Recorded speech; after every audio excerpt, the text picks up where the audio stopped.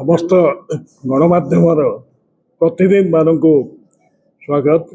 आज शंख भवन में प्रभात पुरुष विजु बाबूंकर 29तम पुण्यतिथि से माने शह शह विजु प्रेमी सहित सामिल हो कार्यक्रम को रूपांतरित करने सहित कार्यक्रम प्रसार करने सहित विजु बाबू को जो आम श्रद्धा सुमन अर्पण करूँ विजु दलर असंख्य कर्मी से गणमाध्यम बंधु मान धन्यवाद देवी। आज दिनव्यापी अनेक गुड़े कार्यक्रम विजु जनता दल पक्षर विजु जनता दल भुवनेश्वर शाखा पक्षर संगठन पक्षर सकाळे बिंदुसागर तेल तर्पण एवं विजु पट्टनायक पार्क विजुआ जो प्रतिमूर्ति एवं एयरपोर्ट रोड छक स्थित प्रतिमूर्ति माल्यार्पण कर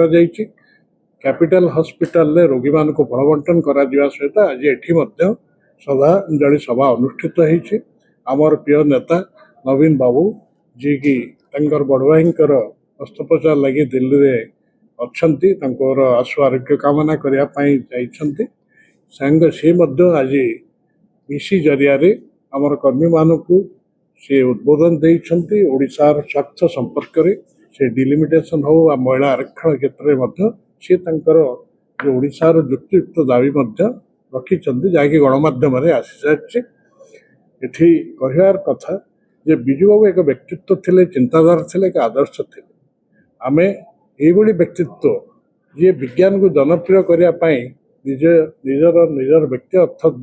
खर्च कर यूनेस्को बड़ी कलिंग पुरस्कार करते तेणु ये एक व्यक्तित्व जदि कई किसी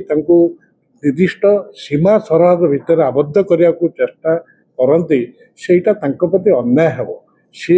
बहुत ऊपर एवं कहार से एकचाटिया संपत्ति नुहति से समस्त सी आम मानकर आपण मानकर एवं ओडिशावासी समग्र ओडिशावासी परिवार भारतवासी परिवार एवं जी कही सर्वनिम्न मजूरी करते गरीबर जाति नहीं बोली कही एवं महिला आरक्षण 33 भाग करते अभिनव 50। तेणु यही खाली एतिक कही गोटे वाक्य कह सारी जदि आम एभली उत्तुंग व्यक्तित्व को आम आबद्ध करदे सीमाबद्ध करदे प्रति अन्याय हम आम निश्चित भाव चेष्टा करवा चिंताधारा आगामी पीढ़ी अनुसरण करूँ एवं ताही प्रति सबुठ श्रेष्ठ श्रद्धांजलि हम। धन्यवाद।